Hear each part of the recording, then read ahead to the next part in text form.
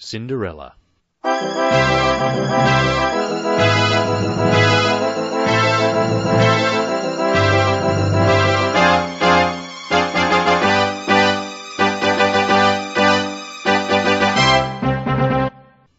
Once upon a time there was a man, a widower, who took for his second wife a very proud woman.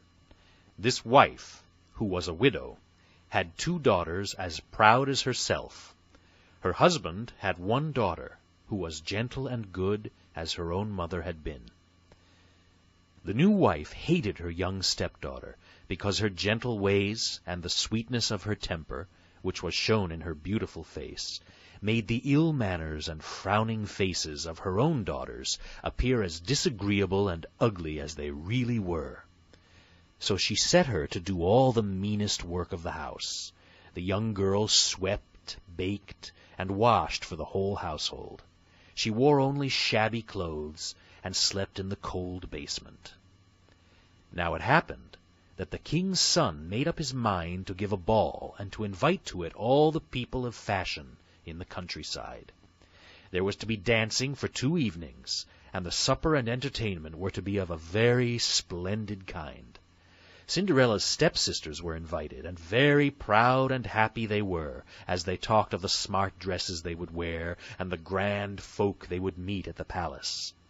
When the great day came, Cinderella was busy from morning till evening, helping her stepsisters to get ready for the ball. She laced their gowns, dressed their hair, arranged their feathers and jewels, and even put on their slippers. As she did so, they teased her to amuse themselves.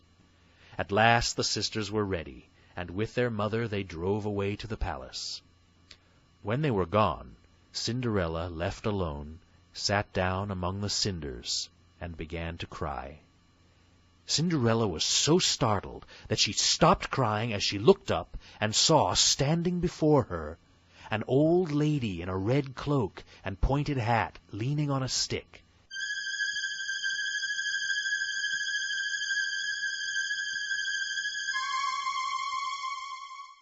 This was Cinderella's fairy godmother. "I can guess what you wish," said the fairy godmother. "You wish to go to the ball at the palace." "Yes, indeed I do, dear godmother," cried Cinderella. "Run into the garden," said the fairy godmother, "and fetch me the largest pumpkin you can find." Away went Cinderella, and very soon she came back again, hugging a big yellow pumpkin. The fairy godmother scooped out the inside of the pumpkin, leaving nothing but the rind. Then she touched it with her stick, which was really a wand. And at once the pumpkin became a fine coach, shining all over with gold and lined with green. "Now fetch the mouse-trap," said she. Cinderella obeyed quickly. In the mouse-trap were 6 mice. The fairy godmother opened the trap, and as each mouse ran out she touched it with her wand, and it became a sleek and prancing horse. "There are your coach and horses," said she. "Now for the coachman. Bring me the rat-trap." Cinderella brought the rat-trap. There were 3 rats in it. The fairy godmother chose the finest of the 3 and touched it with her wand. At once the rat became a tall and handsomely dressed coachman.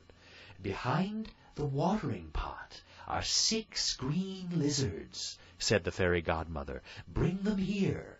Cinderella brought the 6 lizards, and at the touch of the wand, each one was turned into a smart footman in a green uniform. The coachman mounted the box, and the footman climbed to the back of the coach. "Now your carriage is ready," said the fairy godmother. "But how can I go to the ball like this?" said Cinderella, looking down at her shabby dress.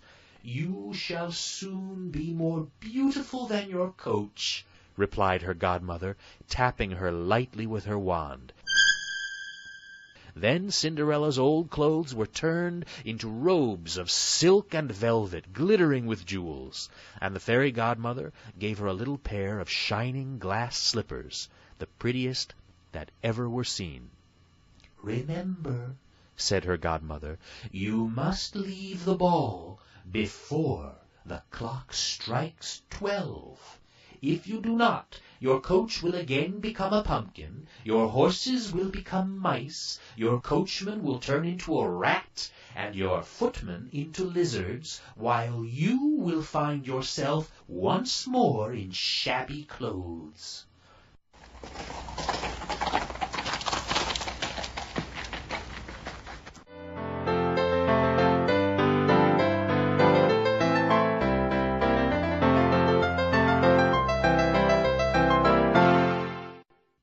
As she entered the palace, the musicians stopped playing and the dancers stopped dancing, while all gazed in surprise at this lovely unknown princess.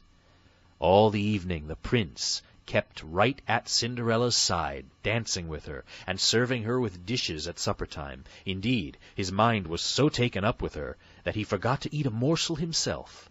While Cinderella was talking to her stepsisters, who did not know it was Cinderella, the clock chimed 12:15. Cinderella rose, and after curtsying to the company, left the palace and drove home in her coach. Then she thanked her godmother for the kindness which had given her so much happiness, and she asked if she could go to the ball again on the next evening, when the prince had specially begged her to come. At this moment there was a knock at the door.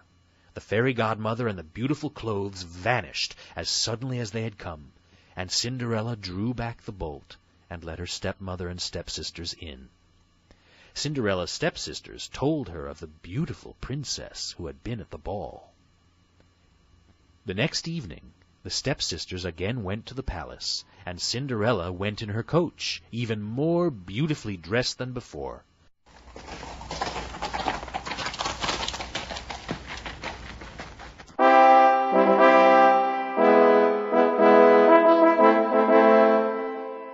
The prince again kept close beside her and said so many kind things to her that Cinderella, in her happiness, forgot how quickly the hours flew past.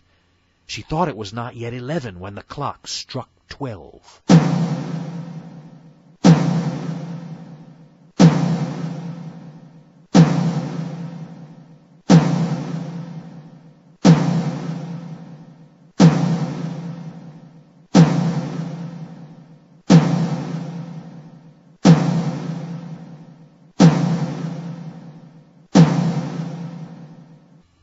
Then she jumped up and fled from the ballroom as swiftly as a deer. The prince ran after her, but he did not catch her.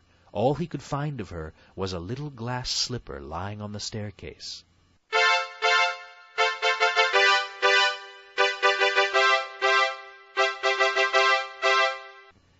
The next morning people were roused by the sound of trumpets, and through the streets of the town came the royal chamberlain, with guards, and a servant carrying the little glass slipper on a velvet cushion.